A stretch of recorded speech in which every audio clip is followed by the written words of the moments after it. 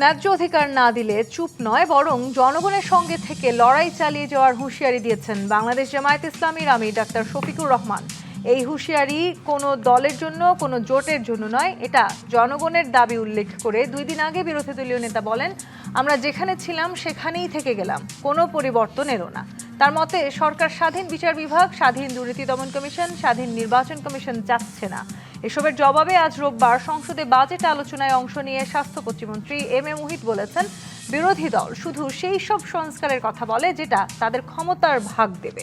আর 3 দিন আগে ময়মনসিংহ 10 আসনে বিএনপি সংসদ সদস্য আখতারুজ্জামান বলেছেন, আগে যারা রিকশায় চড়তেন তাদের অনেকেই এখন জুলাই চেতনা বিক্রি করে প্রাডো গাড়িতে চড়েন। জুলাই বা সংস্কার নিয়ে সরকার ও বিরোধী দলের মধ্যে এমন পাল্টাপাল্টি বক্তব্য যখন চলমান, তখন রাজনৈতিক দলগুলোর মধ্যে ভাতৃঘাতী সংঘাত এড়িয়ে সর্বোচ্চ ঐক্য গড়ে তোলার আহ্বান জানিয়েছেন অন্তর্বর্তী সরকারের সাবেক উপদেষ্টা মাহফুজ আলম। তিনি সতর্ক করেছেন, শত্রুর সেবা করে কেউ বলির পাঠা হবেন না। বলির পাঠাদের শেষ পর্যন্ত উৎসর্গ করা হয়। রাজনীতিতে কে কাকে বলির পাঠা বানাচ্ছে, নাকি নিজেরাই নিজেদের শত্রুর ফাঁদে বিলিয়ে দিচ্ছে, এসব নিয়ে আলোচনায় আজ রাজখান স্টুডিওতে আছেন বিএনপি চেয়ারম্যানের উপদেষ্টা হাবিবুর রহমান হাবিব, এবি পার্টির চেয়ারম্যান মুজিবুর রহমান মঞ্জু এবং বাসদের সহ সাধারণ সম্পাদক রাজিকুজ্জামান রতন। স্বাগত জানাচ্ছি আজকের রাজকাহনে। রাজিকুজ্জামান রতন, বিরোধী রাজনৈতিক দল শুধু সেই সব সংস্কারের কথা বলে যেটা তাদের ক্ষমতার ভাগ দেবে, মানে এই মুহূর্তে বিরোধী রাজনৈতিক দল বাংলাদেশে কোনো পরিবর্তন দেখতে পাচ্ছে না। খোদ বিরোধী রাজনৈতিক দল জামায়াত ইসলামীর আমির, তাকে আমরা এই কথাটি বলতে শুনেছি, কোনো পরিবর্তন দেখছেন না, কিন্তু নানান সময় তারা যে সংস্কার দাবি করছেন সেই দাবিটা কি সত্যিকার অর্থে শুধু ক্ষমতার ভাগ নেবার জন্যই?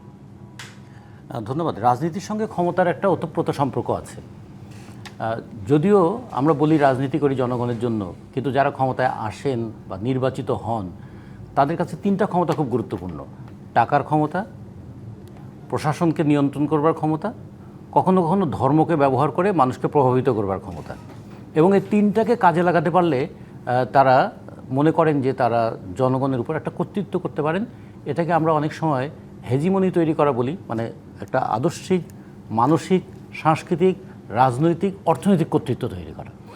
সেই তৈরি করার কর্তৃত্বের প্রতিযোগিতায় নেমেছেন তো সবাই।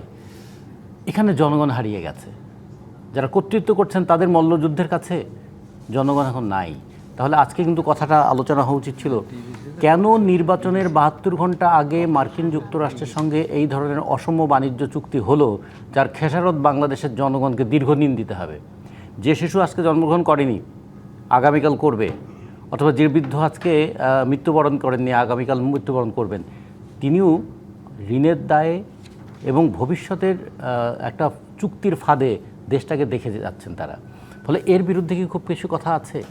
আচ্ছা, আমাদের এখানে 7,60,00,000 শ্রমজীবী মানুষ, তাদের জীবনটা কেমন করে চলে? সরকারি ঘোষণায় তারা বললেন আমাদের মুদ্রাস্ফীতির পরিমাণ হচ্ছে 9.8%। তার মানে গত বছর তারা যে আয় করেছেন, যে ব্যয় করেছেন, যে জিনিসটা কিনতে 100 টাকা লাগতো, সরকারি হিসাবে এটা এখন 109 টাকা 80 পয়সা লাগবে। তো সেই অনুযায়ী তাদের আয় কি বেড়েছে? বাড়েনি তো। আমরা সরকারি কর্মচারীদের বেতন বৃদ্ধির কথা শুনলাম, 14 লক্ষ সরকারি কর্মচারী। বাকিদের কি হবে? তাদের ব্যাপারে কোনো খবর কি আমরা পেলাম? আচ্ছা, সেই বিষয় নিয়ে যদি একটা আন্দোলন হতো, কিংবা ধরুন এই যে এত বড় একটা বাজেট হলো, 9,38,000 কোটি টাকার বাজেট, বিরাট বাজেট। বাংলাদেশের বাজেট হচ্ছে রেকর্ড সৃষ্টিকারী বাজেট। প্রতি বছর বাজেট বড় হয়। সেই 1972 সালে আমাদের 786 কোটি টাকার বাজেট দিয়ে শুরু হয়েছিল। প্রতি বছরই আমাদের বাজেট বড় হচ্ছে। বাজেটের সময় আমরা দুটো কথা শুনি, একটা হলো জিডিপি বেড়েছে, আর একটা হচ্ছে মাথাপিছু আয় বেড়েছে। ঘুম থেকে উঠে দেখি মাথাপিছু আয় বেড়েছে। আর বেসরকারি কর্মচারীরা ঘুম থেকে উঠে দেখে তার মানে সম্পদ কমেছে। কারণ গত দিন যে জিনিসটা তিনি 100 টাকায় কিনতেন, আজকে যদি তার 7% মুদ্রাস্ফীতি হয় তাহলে ওটার দাম 107 টাকা হয়ে যাবে। ফলে ওই জিনিসটা সে কিনতে পারবে না। আর মাথাপিছু আয় বেড়েছে মানে এখনও মাথাপিছু আয় আমাদের $3,020। $3,020 মানে আপনার যে ছোট্ট শিশুটা আছে আপনার কোলে উঠে থাকে, তারও বার্ষিক ইনকাম হচ্ছে 3,66,000 টাকা। মা হিসেবে আপনারও তাই। তবে আপনার যদি মা থাকেন যিনি হয়তো চাকরি বাকরি করেন না এখন, তারও কিন্তু 3,66,000 টাকা। যদি আপনার 3 প্রজন্ম ধরেন, 3 প্রজন্মের মিলে কিন্তু আপনার প্রায় 10 লক্ষ টাকার আয়ের আপনার মালিক। হাতে কত আছে? মাথায় তো এই টাকাটা থাকলো, মানে মাথা পিছু, কিন্তু হাতে আসলো না। এই যে আয়ের একটা বিরাট বৈষম্যের মধ্যে আমরা পড়েছি, এক দলের মাথার উপরে এত আয়, আর এক দলের মাথার উপরে এত ঋণের বোঝা, এইটা দূর করার জন্য সংগ্রামটা কোথায়? তো ফলে আমরা যদি বলছি, রাজনৈতিক বিশ্লেষকরা অনেকেই বলছেন যে সংসদে আসলে আমরা দেখতে পাচ্ছি বাজেটে আলোচনায় যেই মূল বিষয়গুলো নিয়ে আলোচনা করার কথা ছিল সেই জায়গাটিতে ধান ভান্তে শিবের গীত, এবং বিরোধী রাজনৈতিক দল কি আসলে খানিকটা সংস্কার করে সেই আলোচনাটাই করছেন? দুটো জিনিস পাশ কাটাতে চাইছেন। একটা হচ্ছে যে এই মার্কিন চুক্তিটাকে তারা এড়িয়ে যেতে চাইছেন, পাশ কাটাতে চাইছেন। আর একটা ইরান আমেরিকা ইসরায়েলের যে যুদ্ধ, এই যুদ্ধে মার্কিন সাম্রাজ্যবাদের বিরুদ্ধে কথা বলা, ইসরায়েলের বিরুদ্ধে কথা বলা, ওই দায়টাও তারা এড়িয়ে যেতে চাইছেন। ফলে আজকে আমাদের বিশ্ব রাজনীতির পরিস্থিতিতে আমাদের দেশের জনগণের কী ভূমিকা পালন করা উচিত?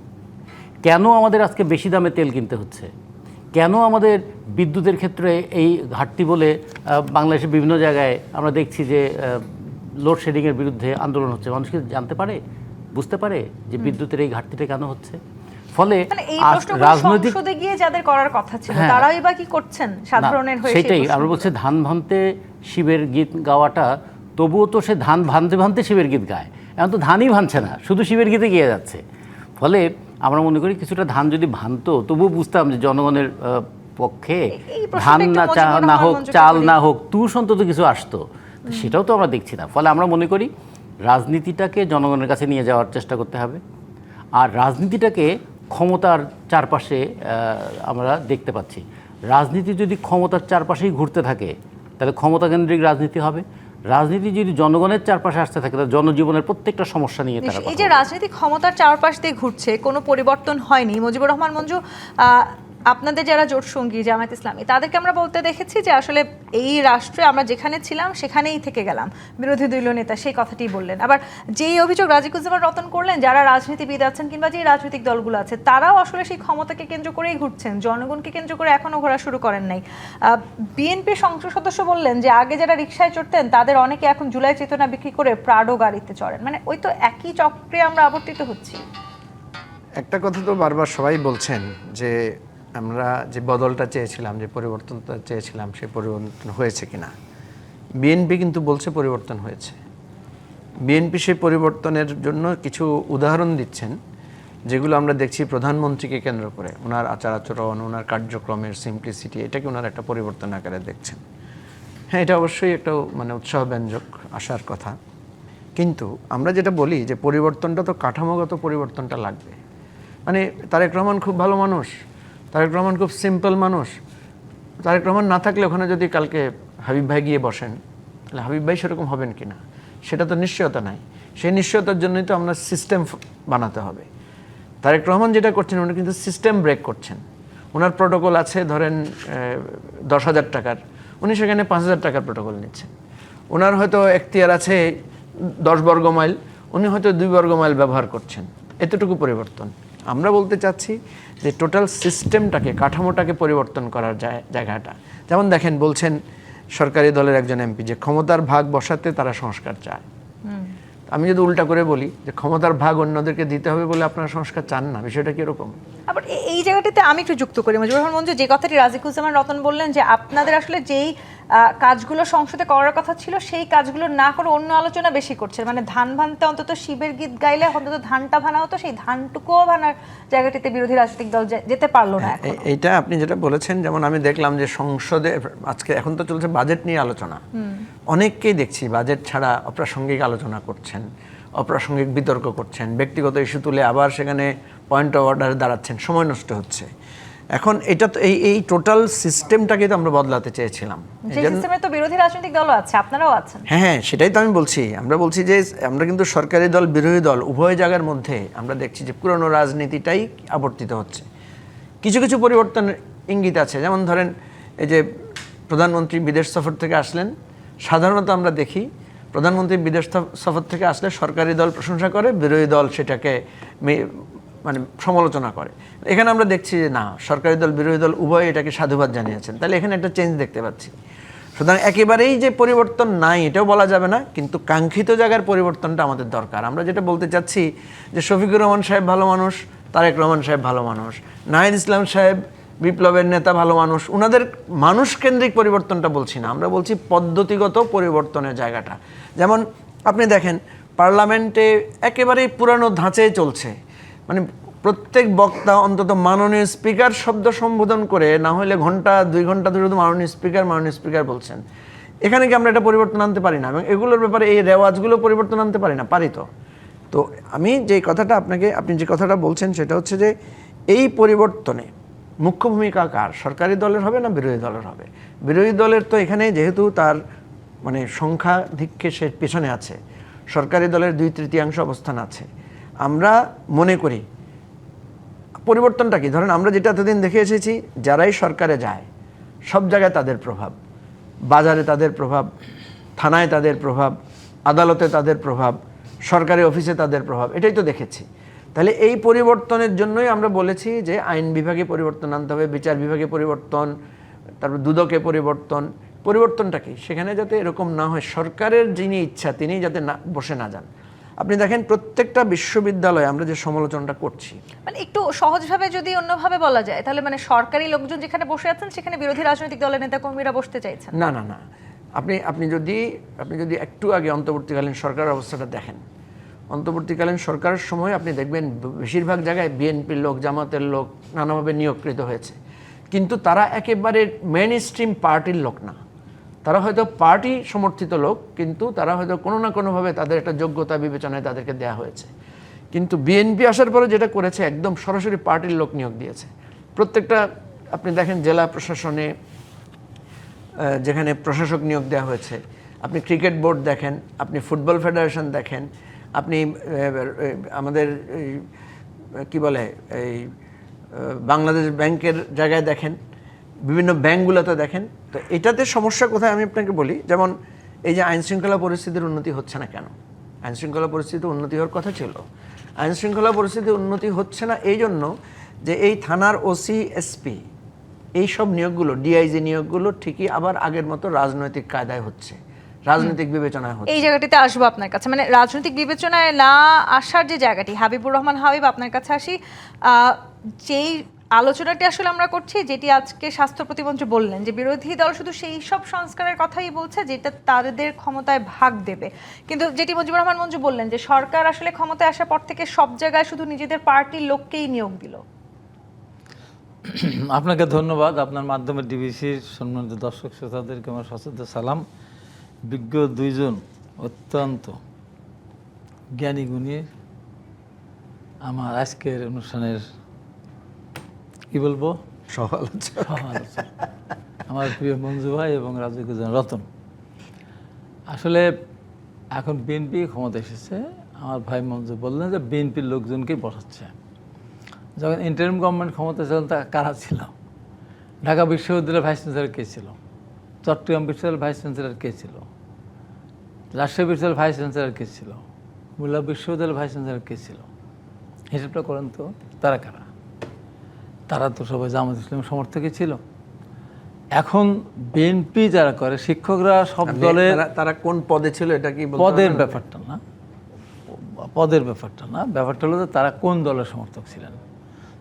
তা এখন আমরা তো গুপ্ত থাকতে চাই না, আমরা ওপেন থাকতে চাই, প্রকাশ্যে থাকতে চাই।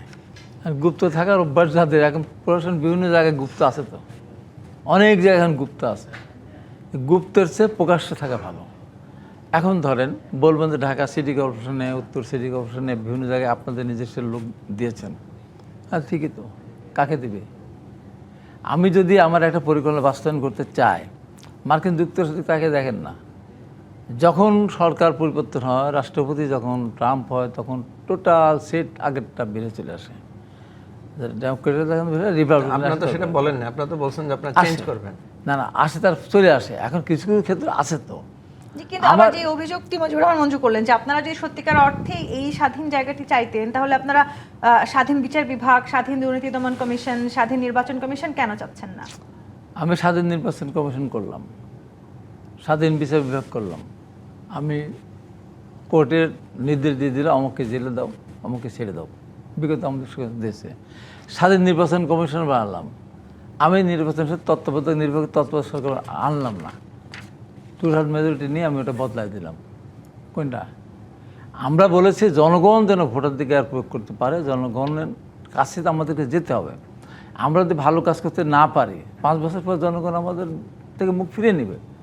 আজকে যে কথাটা স্বাস্থ্য প্রতিমন্ত্রী বলেছেন হুবহু ওইভাবে না বললেও আমি তো দীর্ঘদিন ধরে দেখছি শুধু জুলাই সনদ হানা ভোট নিয়েই ম্যাক্সিমাম কথা হচ্ছে। আমার ভাই যেমন বললেন মঞ্জু ভাই, মাননীয় স্পিকার যত হাজারবার বলা হয়েছে, ঠিক তেমনি জুলাই সনদ হাজারবার বলা হয়েছে। আমরা তো বলেছি, আমাদের দলের সর্বোচ্চ নেতা, দলের চেয়ারম্যান এবং প্রধানমন্ত্রী বলেছেন আমরা জুলাই সনদের প্রত্যেকটা অক্ষর বাস্তবে পালন করব। সেখানে করতে গিয়ে হয়তো একবারে সব না, ধারাবাহিকভাবে আসে। আমাদের যে পরিবর্তন যেটা এসেছে, নতুন যে পরিবর্তন এসেছে, সেই পরিবর্তনকে কিছুই আমাদের চোখে পড়ে না। এই যে আমরা দীর্ঘ 15.5 বছর আওয়ামী লীগ রাষ্ট্রীয় ক্ষমতা ছিল, কত বড় একটা পরিবর্তন হলো। মানুষের যেটা সেটা ম্যাডাম খালেদা জিয়া 91 সালে ক্ষমতা এসেছিলেন, জনগণের দিকে তাকে, কৃষকদের দিকে তাকে 5,000 টাকা কিনে সুদ মাফ করলেন, 10,000 টাকা কিনে সুদ মাফ করলেন। সাবির রহমান বলে বসলেন ম্যাডাম কিতা কাজ শুরু করলেন, সব টাকা মাফ করে ম্যাডাম বলেছেন কৃষক বাঁচলে দেশ বাঁচবে, কৃষক বাঁচলে আমার বাঁচবো। এই যে তারেক রহমান 10,000 টাকা কিনে সুদ সব মাফ করে দিলেন, একজনের 15, 20, 25,000 টাকা হয়ে গেছিল। এটাকে পরিবর্তন না? এটা দেশের জন্য কাজ হচ্ছে না? এবারে আসলে যে বিএনপি সরকার গঠন করবার পরে কোনো পরিবর্তন ঘটে নাই, স্পষ্টভাবে জানিয়েছেন বিরোধী দলীয় নেতা। শুনেন, এখন যে জায়গায় সে জায়গায় আছে বিরোধী দলের নেতাদের। আমরা যখন নামাজ পড়তে গিয়ে এই যে আপনার শেষ দিকে সুবহান রাব্বিল আলা বল না, এখন বিরোধী দলের নেতাদের এখন বলা উচিত, আমি নামাজের সেদ্ধায় গিয়ে বলছি না, এমনি সেদ্ধা দিয়ে বলা উচিত আওয়ামী লীগ, বিএনপির বিদ্রোহী প্রার্থী, বিএনপির বিশ্বাসঘাতক। এদের কারণে তো তাদের আজকে অবস্থা। আজকে যে এতগুলো আসন পেয়েছে কিসের কারণে? এই আসনের কারণে তো এত দেখাচ্ছে। একটা সরকার 11 দিনের মাথায় আপনার ইরান আক্রান্ত হলো, ইসরায়েল এবং মার্কিন যুক্তরাষ্ট্র, সারা পৃথিবীর তেলের দাম ডবল বেড়ে গেল। সরকার চেষ্টা করেছিল 1.5 মাস তেলের দাম ধরে রাখতে, শেষ পর্যন্ত না পেরে বাড়াতে বাধ্য হলো। আমরা কি করলাম? ওই 1.5 মাসে আমরা কি করলাম? তেলের লাইন, এখন তো লাইন থাকে না, তখন লাইন থাকলো কেন? কিন্তু আবার এখন কথা হলো যে বিরোধী দল প্রকৃতপক্ষে দেশের যদি তারা মঙ্গল চায়, তাহলে বলতো দেশের কথা বলা উচিত। বিরোধী দলের মুখ দিয়ে শুনেছেন আপনি কৃষকদের কথা শুনেছেন, কৃষকদের সমস্যার সমাধানের কথা শুনেছেন, ছাত্রদের সমস্যার কথা শুনেছেন, বিরোধী রাজনৈতিক দল আসলে দেশের মানুষের সমস্যার কথা বলছেন। তারা নিজেরা কিভাবে আগামী জুলাই চেতনার বাস্তবায়নে আগামী দিনে কিভাবে ক্ষমতা যাবে না, যে কথাটা বলেছে এই বাস্তবতা তো। আমি শেষ করি আমরা 90 আন্দোলন নেতা ছিলাম, 90 স্বৈরাচার বিরোধী আন্দোলন নেতা ছিলাম, একদম প্রথম থেকে শুরু করে দিন শেষ পর্যন্ত। আমরা কিন্তু ওই তিমিরের 2-1 বাদে আমাদের ভিতরে সবাই আমরা এই পর্যায়ে ছিলাম। কিন্তু জুলাই আন্দোলনের পরে কি পরিবর্তন? আমি তখন বলতাম থাকতো মেসেজ, চড়তো বাসে, পরদিন হয়ে গেল বিরাট পাড়ালো করে লাইন দিয়ে গেল। এইটা পরিবর্তন বলেন, সেই সময়কার এই পরিবর্তন হয়েছে। ছাত্র নেতা ছিলেন যিনি উপদেষ্টা হয়েছেন মাহফুজ আলম, তিনি আবার একটি কথা বলেছেন যে শত্রু সেবা করে কেউ বলির পাঠা হবেন না। তাহলে এই মুহূর্তে রাজনীতিতে শত্রুকে আর বলির পাঠা কি? এই আলোচনায় ফিরবো। জিপি ইস্পাত নিবেদিত রাজকাহন থেকে বিরতি নিয়ে ফিরছি, সাথেই থাকুন। জিপি ইস্পাত নিবেদিত রাজকাহন দেখছেন মুজিবুর রহমান মঞ্জু। এই সময়টাতে আসলে যারা সংস্কার নিয়ে বারবার আলোচনা করছেন, যারা নিজেদেরকে বারবার জুলাই যোদ্ধা বলার চেষ্টা করছেন, যে অভিযোগটি হাবিবুর রহমান হাবিব করলেন যে তারা আসলে হঠাৎ করে আঙুল ফুলে কলা গাছের মতন হয়ে গেলেন। বিএনপির আরেকজন নেতাকেও আজকে আমরা বলতে শুনলাম, আগে চড়তেন রিকশায়, এখন চড়ছেন প্রাডোতে। সংসদে দাঁড়িয়ে আজকে শহীদুদ্দিন চৌধুরী আনি বলেছেন, মানে আমি শুধু জুলাই যোদ্ধা ছিলাম না, জানুয়ারি, ফেব্রুয়ারি, মার্চের যোদ্ধাও ছিলাম। মানে যুদ্ধটা তো আসলে সবাই করেছেন, হঠাৎ করে এই জুলাই যোদ্ধা বিষয়টাকে সামনে নিয়ে আসার চেষ্টা কেন করছে বিরোধী রাজনৈতিক দল? না, ধরেন জুলাই যোদ্ধা প্রসঙ্গটা যখন টার্মটা নেওয়া হচ্ছিল তখন আমরা বিরোধিতা করেছিলাম। আমরা বলেছিলাম যে এই শব্দটা মানে আসলে হবে কি, এটার মিসইউজড হবে। আপনি দেখেন জুলাইতে এমন ভূমিকা আছে লোকদের যাদের নাম আমরা কোনো শুনিও নাই, শুনবো না। ঠিক আছে, ঢাকা শহরে আমার অনেকগুলো দৃশ্য দেখার সুযোগ হয়েছে। তার মধ্যে একটা অংশ আছে যারা ঢাকা শহরের অভিজাত এলাকাগুলো, অ্যাপার্টমেন্টগুলোতে ছাত্রদেরকে যখন ধাওয়া দিয়েছে পুলিশ বা ছাত্রলীগের সন্ত্রাসীরা, তখন তারা অনেক অ্যাপার্টমেন্টের ভিতরে ঢুকে গেছে। তখন কিন্তু ওই যে দারোয়ান যারা ছিল, ওখানে গার্ড যারা ছিল, তারা কিন্তু দরজা লাগিয়ে দিয়েছে এবং পুলিশকে বলেছে না আমাদের এখানে কেউ আসে নাই। পরে কিন্তু তাদেরকে পুলিশ যথেষ্ট নির্যাতন করেছে সিসিটিভি ক্যামেরা দেখে দেখে। তো ওই দারোয়ানগুলো, ওই যে গার্ডগুলো যারা নির্যাতিত হয়েছেন, ছাত্রদেরকে রক্ষা করেছেন, তারা কি জুলাই যোদ্ধা না? তাদেরকে তো আমরা কোনো স্বীকৃতি দেই নাই। তো এবং আপনারা যারা ধরেন মিডিয়াতে কাজ করেছেন, টক শোতে কথা বলেছেন, জুলাইয়ের আন্দোলন সম্পর্কে নিয়ে আমরা অনেক কথা বলেছে, তাদেরকেও তো আমরা জুলাই যোদ্ধা হিসেবে, তাদেরও তো অবদান আছে। সুতরাং এই জুলাই যোদ্ধা একটা ভাগ করাটা এটা একটা, আমি মনে করি যে এটা একটা লং টার্মে এটা একটা ক্ষতিকর সেটাকে নিয়েও বিষয়। আসলে এক ধরনের সংস্কারের বলি দেওয়া হচ্ছে কিনা বিরোধী রাজনৈতিক না, দলের আমি যেটা বলছি সেটা হচ্ছে, ধরেন একটা গণ অভ্যুত্থান যখন হয় অনেকে অনেকভাবে অবদান রাখে। এটা মুক্তিযুদ্ধের সময় আমরা দেখেছি যে মুক্তিযুদ্ধকে কুক্ষিগত করার একটা চেষ্টা। আজকে আমি দেখেছি যে জুলাইয়ের অবদান নিয়েও এক ধরনের কুক্ষিগত করার টানাটানি ছিল, কার কত অবদান ছিল।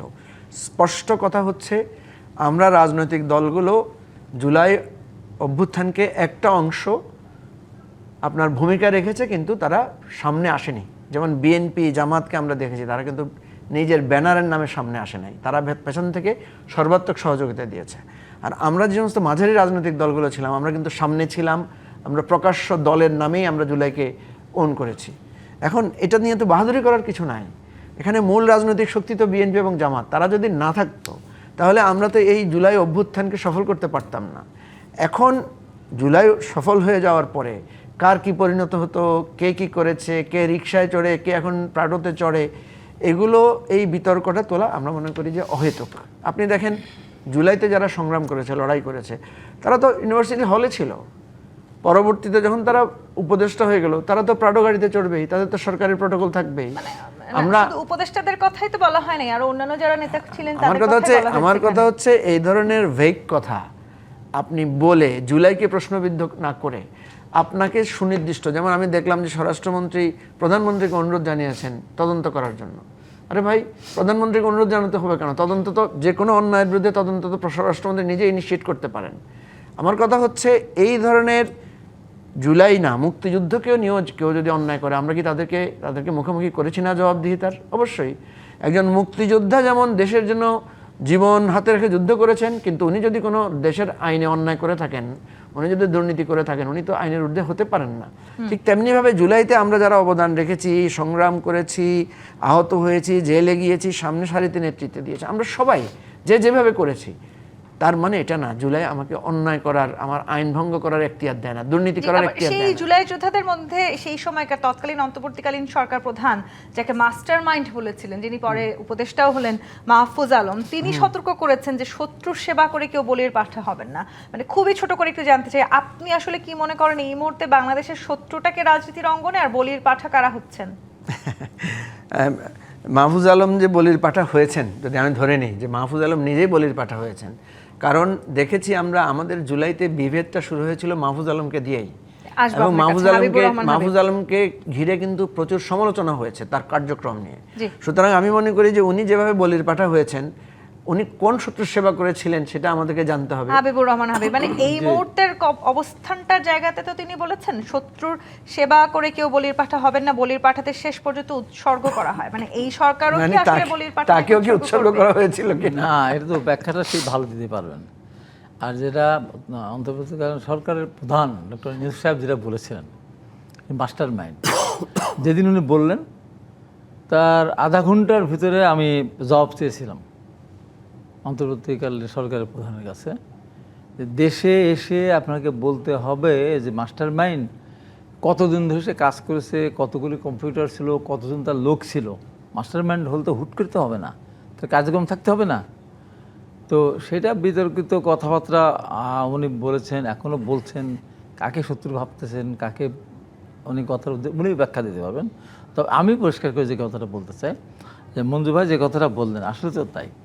এই যে জুলাই যোদ্ধা বলে যারা দাবি করেন, কত জুলাই যোদ্ধা হারিয়ে গেছে, তাদের কোনো খবরও নাই। যারা জুলাই যোদ্ধা বলে দাবি করে তারা বৈষম্য বিরোধী আন্দোলন শুরু করেছিল। তো এই জুলাই যোদ্ধা যারা ছিল তাদের ভিতরে তো বৈষম্য আরও বেশি। ওই আবার রিক্সা শ্রমিক, ওই চাপ বিক্রেতা, ওই পান বিক্রেতা, বাদাম বিক্রেতা, তারাও তো যুদ্ধে অংশগ্রহণ করেছিল। ওই যুদ্ধ বলে তাদের খবর কেউ রেখেছে? কেউ বলেছে যে এদের খুঁজে একটু বের করা দরকার? বের তো করেনি, কেউ করেনি। এখন সুযোগ সুবিধার জন্য শুধু একটা জিনিস আছে, ঘুরে ফিরে একই জিনিস। এখন কথা হলো কি, যে এই একটা মাত্র আন্দোলন হলো এই পৃথিবীতে, আমি বলবো, যেখানে মা তার মেয়েকে নিয়ে মিছিলে দিয়ে অপেক্ষা করেছে কখন মিছিল শেষ হবে তারপর নিয়ে যাব। ভাই তার ভাইকে গিয়ে দিয়ে এসেছে, বা ভাই বোনকে নিয়ে গেছে, বাবা তার ছোটো বাচ্চাকে কাঁধে করে নিয়ে গেছে। পৃথিবীর কোনো আন্দোলন দেখেছেন যে কোনো বাচ্চা হিসেবে কাঁধে করে নিয়ে বাবা কোনো আন্দোলনে যায়, তার মেয়েকে দিয়ে এগিয়ে দিয়ে আসে? এখানে যে চিন্তা করতে গেলে অনেক ব্যাপক কিন্তু আবার পৃথিবীতে জামায়াত নেতা এটিএম আজহার বলেছেন যে ফ্যাসিস্টের লোককেই আপনাদের রাষ্ট্রপতি হিসেবে পছন্দ, আপনারা আওয়ামী লীগকে পুনর্বাসন করতে চাচ্ছেন। না, আওয়ামী লীগকে বলুন আমাদের করা দরকার। আওয়ামী লীগ বললাম না সেজদা দেওয়া, ওই যে সেজদার দিক বললো আওয়ামী লীগ বিএনপির বিশ্বাসঘাতক বললো আওয়ামী লীগের কারণে তাদের আজকে অবস্থা, আর বিএনপির বিশ্বাসঘাতক তাদের অবস্থা। তারা যে এতগুলো আসন পেলো কীভাবে? আওয়ামী লীগ না হলে তারা পেত। তাই আমরা পুনর্বাসন করবো কেন? আমাদের তো আওয়ামী লীগ দরকার নেই। আমি আমার কথাটা বলি, আমি নির্বাচন করেছি, এখানে আওয়ামী লীগ মিলে, জামাত মিলে, প্রশাসন সব মিলেও, হ্যাঁ প্রশাসন কারচুপি করেছে, তারপরে আমার ধারে কাছে আসতে পারতেন না আমার বেঈমান বিশ্বাসঘাতক বিরোধী না থাকতো, এবং তারা তো শেষ পর্যন্ত নিজেদের ভোটটা নিজেরা নিত, তাও আমি জিতে আসতাম। এই জন্য বলি যে এখানে আওয়ামী লীগকে বিএনপির কাছে টানার ফিরিয়ে আনতে চাইছে না এই মুহূর্তে অন্তত রাজিকুজ্জামান রতন। এই যে আসলে রাজনীতিতে বলির পাঠা কিংবা শত্রু সেবা, যে দুটো শব্দ মাহফুজ আলম ব্যবহার করলেন, সেখানে আসলে তিনি এটাও বলেছেন যে সত্যিকার অর্থেই কি কাউকে বলির পাঠা বানানো হচ্ছে, নাকি বাংলাদেশে যে রাজনীতির এখন যে অবস্থা সেখানে নিজেরাই নিজেদেরকে শত্রুর ফাঁদে বিলিয়ে দিচ্ছি আমরা? বলির পাঠার মধ্যে তিনটা বিষয় আছে। একটা হলো যে পাঠাটা কে, বলি দেবেন কে, এবং কার উদ্দেশ্যে বলি দেওয়া হবে। বলির পাঠা শব্দটা ব্যবহার করা হয় যে দোষ আপনি করেননি তার দায় আপনার উপর চাপিয়ে দেওয়া হলো। আর মাহফুজ আলম কিন্তু সেটা ব্যাখ্যা করার জন্য বলছে যে আপনি পারপাস সার্ভ করে শেষে আবার ধরা খেয়ে যান না, এই কথা বলতে চেয়েছেন। আসলে উৎসর্গ করা হয়। এখন স্কেপগোট বলি ইংরেজিতে, অথবা বাংলায় যদি বলির পাঠা বলি, তার মানে এই নিরীহ একটা প্রাণীর উপর সমস্ত দোষটা চাপিয়ে দিলাম আমরা। উৎসর্গ করলাম কার উদ্দেশ্যে সেটা একটু পরিষ্কার করতে হবে, যে কে পাঠাটা কে আর বলিটা কে দেবে। আর তারপরে কি বললেন যে শত্রুর পারপাস সার্ভ করতে। শত্রুকে, রাজনীতিতে তো প্রতিপক্ষ থাকে, প্রতিপক্ষের মধ্যে কখনো কখনো শত্রুতাও তৈরি হয়। তাহলে কে প্রতিপক্ষ এবং কী ধরনের বিষয় নিয়ে তাদের মধ্যে শত্রুতা তৈরি হলো, এই বিষয়গুলো আলোচনা করতে হবে। কারণ তিনি তো মাস্টার মাইন্ড, তার মাইন্ডে কী আছে এটা আমাদের একটু জানতে হবে। তিনি তো মাস্টারি করেছেন তার উপরে। আচ্ছা, এখন আমাদের যেটা খেয়াল করতে হবে যে জুলাইয়ের চেতনাটা কী ছিল আর জুলাইয়ের বেদনাটা কী ছিল, একবার একটু ভেবে দেখুন তো। সেই দিন যদি আমরা রামপুরা থেকে বাড্ডা এই অঞ্চলে যারা রাস্তায় নেমেছিল 10 দিন 12 দিন, উত্তরার ওখানে যারা নেমেছিল, এবং সেই যাত্রাবাড়ি জুরাইন এই অঞ্চলে যারা নেমেছিল, গোটা ঢাকা শহরের জীবন দিয়েছে তো এই 3টা জায়গায়। তারা কারা? সেই মানুষগুলো কখনো এসে কি বলেছিল যে আমরা জীবন দিতে গিয়েছিলাম? সেই হকার কি বলেছেন আমাকে টাকা দাও? কিন্তু আমরা অনেককে দেখলাম যে যারা জুলাই যোদ্ধা অথবা জুলাই ব্যবসা দুটাকে একাকার করে ফেললেন। যোদ্ধা তো ব্যবসা করতে পারে না। তাহলে জুলাইয়ের চেতনাটা কী ছিল আর জুলাইয়ের বেদনাটা কী ছিল? বেদনাটা এই, আমরা একটা পরিবর্তন চেয়েছিলাম, সেই পরিবর্তনটা পেলাম না। আবার এই জায়গাটিতেও বিশ্লেষক কিংবা আসলে বেশ কিছু রাজনীতি থেকে আমরা বলতে শুনলাম যে পরিবর্তনটা আমরা পেয়েছি, যে যারা জুলাই চেতনাকে বিক্রি করছেন তাদের জীবনে একটা বড় পরিবর্তন এসেছে, সেটি নিয়েও আসলে নতুন করে আবার রাজনীতি করার সুযোগ আছে কিনা? আমরা রাজনীতি করি না। এই প্রসঙ্গটিতে আমি আপনার কাছে ফিরবো। একটি বিরতি নিতে হবে। জিপি ইস্পাত নিবেদিত রাজকাহন থেকে আরেকটি বিরতি নিয়ে ফিরছি, সাথেই থাকুন। আর একবার আমন্ত্রণ জিপি ইস্পাত নিবেদিত রাজকাহনে। রাজিকুজ্জামান রতন, জুলাই চেতনা নিয়ে আলোচনা করছিলেন আপনি, তাহলে কি আসলে জুলাই চেতনাটিকেও ব্যবহার করা হচ্ছে শুধুমাত্র এই ক্ষমতায় ভাগ বসানোর জন্যই? ধরুন, একটা চেতনা গড়ে ওঠে অনেক বেদনা থেকে, অনেক আন্দোলনের মধ্য দিয়ে। আমরা যেটা বলি 90-এর চেতনা, সেটা তো 90 দশক ধরেই আমাদের তো আন্দোলনের মধ্যে দিয়ে চেতনাটা গড়ে উঠেছিল। ঠিক তেমনি একটা স্বৈরাচারী ব্যবস্থা 14 সালের নির্বাচন আমরা দেখেছি, 18 দেখেছি, 24 দেখেছি। ফলে অভ্যুত্থান ছাড়া এই সরকারকে ক্ষমতা থেকে সরানোর কোনো উপায় ছিল না বলেই তখন অভ্যুত্থানের পথে মানুষ হেঁটেছিল। এবং সেই পথে হাঁটার মধ্য দিয়ে একটা সরকারকে পরিবর্তন করতে গিয়ে বুকের রক্ত দিল, জীবন দিল। একদিন বুলেটের সামনে যে মানুষগুলো দাঁড়াতে ভয় পেল না, তারা টাকার বস্তার কাছে মাথা নিচু করে ফেললো। এতে তো সবচেয়ে বেশি অপমান হলো। ছোট্ট জিনিস দুটো দেখেন, অন্যদের কথা বাদ দেই। ধর্ম উপদেষ্টা খালেদ সাহেব, তিনি 82 লাখ টাকা নিয়েছেন চিকিৎসা করার জন্য। থাইল্যান্ডে গিয়ে চিকিৎসা করেছেন, নাসারাতের দেশে। আচ্ছা, অসুবিধা নাই। অর্থ উপদেষ্টা, তিনি কিন্তু 79 লাখ টাকা নিয়েছেন চিকিৎসা করার জন্য। আমাদের সংস্কৃতি উপদেষ্টা, তিনি 7 লাখ টাকা নিয়েছেন। সবচেয়ে বিষয় লাগে, একজন উপদেষ্টা মাত্র 4000 টাকা নিয়েছেন। এটাও তাকে নিতে হবে। 4000 টাকা তিনি খরচ করতেন না। তার মানে রাষ্ট্রীয় তহবিল যদি আমার কাছে আসে 4000 টাকা থেকে শুরু করে 82 লাখ টাকা পর্যন্ত, কোনোটাই নিরাপদ নয়। তো ফলে এগুলোর মধ্যে দিয়ে কি জুলাইয়ের পরে যারা ক্ষমতায় এলেন তারা কি জুলাইয়ের চেতনাকে ধারণ করলেন? আবার কেউ একজন হাসতে হাসতে বললেন যে তাকে একজন ব্যবসায়ী এই দামি গাড়িটা দিয়েছে ব্যবহার করার জন্য। আচ্ছা, ব্যবসায়ী আগে দেননি কেন? ওই যে ছাত্র যিনি বললেন যে তার এলাকার সবচেয়ে দরিদ্র বাড়িটা তার বাবা মাসে 10,000 টাকা বেতনের চাকরি করেন, তাদের যে জীবনের বিলাস আমরা দেখলাম, এবং অনেকে তাদেরকে ঢেলে দিতে শুরু করলেন টাকা পয়সা। রাতারাতি এই পরিবর্তনটা কি করে হলো? হ্যাঁ, সেই প্রশ্নটা তো এটাই থেকেই সন্দেহ যায়, হয় নিশ্চয়ই। যে তাহলে কি চেতনাটা আর অবশিষ্ট থাকলো না? মুজিবুর রহমান মঞ্জু, আসলে কি অবশিষ্ট থাকলো না, এবং শুধুই কি আসলে যেই সংস্কারের বলে আমরা বিরোধী রাজনৈতিক দলের মুখে শুনতে পাচ্ছি এখন, সেটি এইভাবে আসলে ক্ষমতার খুব কাছাকাছি চলে আসার জন্য? দেখেন, পৃথিবীতে যত অভ্যুত্থান এবং বিপ্লব হয় সব কিছুর একটা ক্ষেত থাকে, যে বিপ্লব বা অভ্যুত্থান সফল হয় না বলে বা অনেক কিছু প্রাপ্তি পূর্ণতা পায় না। আমি যদি জুলাই অভ্যুত্থানকে এভাবেই দেখি যে জুলাই অভ্যুত্থান যদি পুরো প্রাপ্তি, ধরুন আমরা যা যা চেয়েছিলাম বা যা যা আমাদের প্রত্যাশা, এটাকে যদি আমি 100 মার্কস ধরি, তাহলে হাসিনার পতন এবং হাসিনার এই ফ্যাসিবাদী ব্যবস্থার বিলোপ হয়ে পালিয়ে যাওয়া, এটাকে আমি 60 নাম্বার দিতে চাই। তার মানে জুলাই অভ্যুত্থানকে যারা বলছেন যে আমরা কোনো কিছু পাই নাই বা পরিবর্তন হয় নাই, এটাকে আমি সেভাবে দেখতে চাই না। আমি মনে করি জুলাই অভ্যুত্থান অনেক বড় একটা পরিবর্তন এনেছে, নাম্বার 1। নাম্বার 2 হচ্ছে এইটা যত সমালোচনাগুলো আসছে, ধরেন কিছু সমালোচনা তো সত্য, কিন্তু সমস্যা হচ্ছে সমালোচনায় সীমাবদ্ধ থাকলে তো হলো না। আমি সমালোচনা করলাম যারা রিক্সায় চড়তো না এখন প্রাডো গাড়িতে চড়ে, এই ভেগ জায়গায় না রেখে কারা চড়ে সেটা আমাদেরকে বের করতে হবে। কারা চড়েছে, কারা, সেটাও তো অনেকটা স্পষ্ট যে না না এইভাবে স্পষ্ট বললে এটা হবে রাজনৈতিক কুটচাল। আপনার হাতে যেহেতু ক্ষমতা, যেমন স্বরাষ্ট্রমন্ত্রী যেটা বলেছেন, আমি মনে করি যে এই যে দেখেন কিছুদিন আগে পর্যন্ত আমরা হাম ইস্যু নিয়ে অনেক কথা বলেছি। আমরা বলছি যে 79 লাখ টাকা খরচ করেছে, কেউ 84 লাখ টাকা খরচ করেছে। এই সবগুলো সামনে আসা উচিত, এবং কারা কারা এই আমাদের জুলাইয়ের চেতনা বা জুলাইয়ের অঙ্গীকার ভঙ্গ করেছেন। একটা অংশ ভঙ্গ করে সবসময়। আপনি দেখবেন কাছাকাছি যাওয়ার জন্য বিরোধী রাজনৈতিক দল নিজেদেরকে শত্রুর ফাঁদেও বিলিয়ে দিচ্ছে।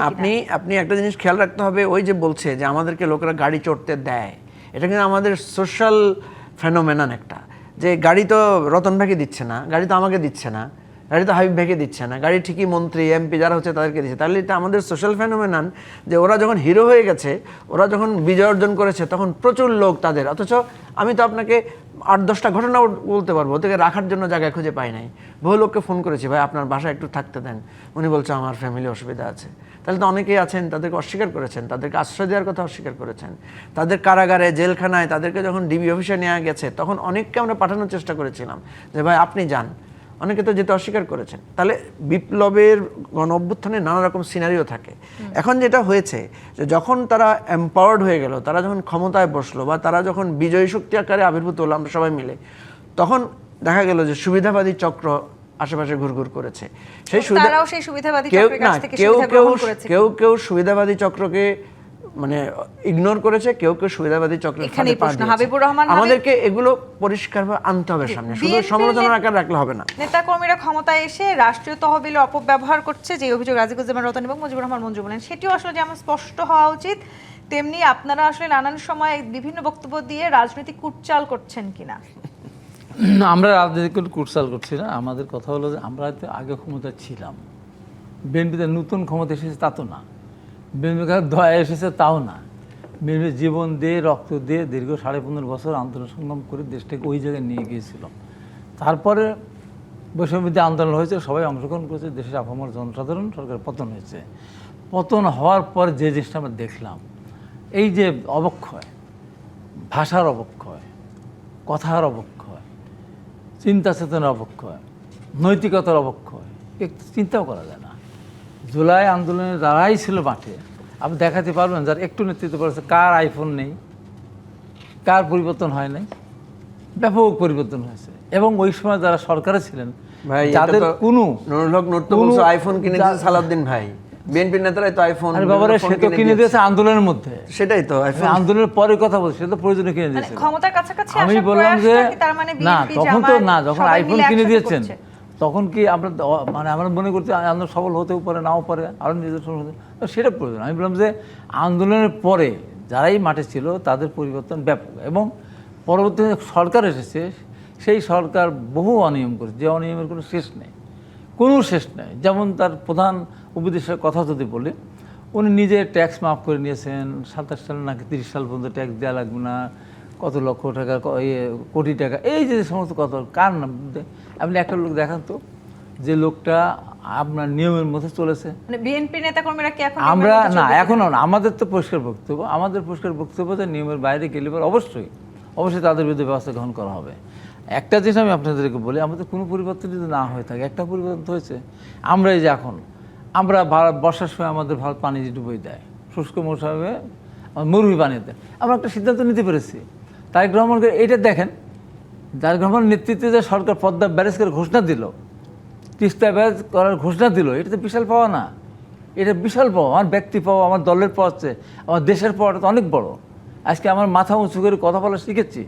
আজকে বিএসএফ ঢুকিয়ে দিচ্ছে, পুশিন করতেছে, আমাদের বাংলাদেশের বিজেপি সেখানে প্রতিরোধ করতেছে, চোখে চোখে কথা বলছে, আমাদের মানুষ গিয়ে বিজেপির পক্ষে দাঁড়িয়ে যাচ্ছে।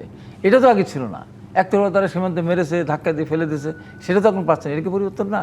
এইসব পরিবর্তন দরকার। আমি দল হিসাবে কী পেলাম, আমি বিরোধী দল হিসাবে কী পেলাম, বিরোধী দল একবার হিসাব করা উচিত, শুকরানা আদায় করা উচিত আল্লাহর কাছে, যে তারা কী ছিল, কোথায় ছিল। এই জুলাই বিপ্লব না, আমাদেরকে কথা বলে যায় বিএনপি এটা পারেন নাই, বিএনপি এটা ছিল, বিএনপি বালুর ট্যাক্স সরতে পারেন নাই, আপনারা তো একটা তালা খুলতে পারেন নাই। সারা বাংলাদেশে তো জামাত ইসলামের অফিস তালা লাগানো ছিল, মগবাজার তালা এতটুকু একটা তালা ছিল, সে তো সরাতে পারেন নাই। এখন জুলাই আন্দোলনের মধ্যে দিয়ে সবাই উপকৃত হয়েছে, যারা জুলাই আন্দোলন তারা বেশি, এবং জামাত ইসলাম আজকে যারা বিরোধী আছে, যদি কোনো পরিবর্তন না হতো এরা কোথায় থাকতো? আমরা তো ক্ষমতা 3-4 বার ছিলাম, হ্যাঁ, আজ না হোক কাল পরিবর্তন হতো, আমরা তো হারিয়ে যেতাম না। ক্ষমতার পরিবর্তন হচ্ছে, সেই জন্য সরকার বলে পরিবর্তন হচ্ছে, সরকার রাষ্ট্রের পরিবর্তন, ভাগ্যের হ্যাঁ, সেটা পরিবর্তন হতো। হবে আমরা তো কিনা এবার? আমাদের নতুন করে পাওয়ার কিছু নেই, আমরা তো পেয়েই আসছি, আমরা তো করেই আসছি, আমরা তো ক্ষমতা ছিলাম।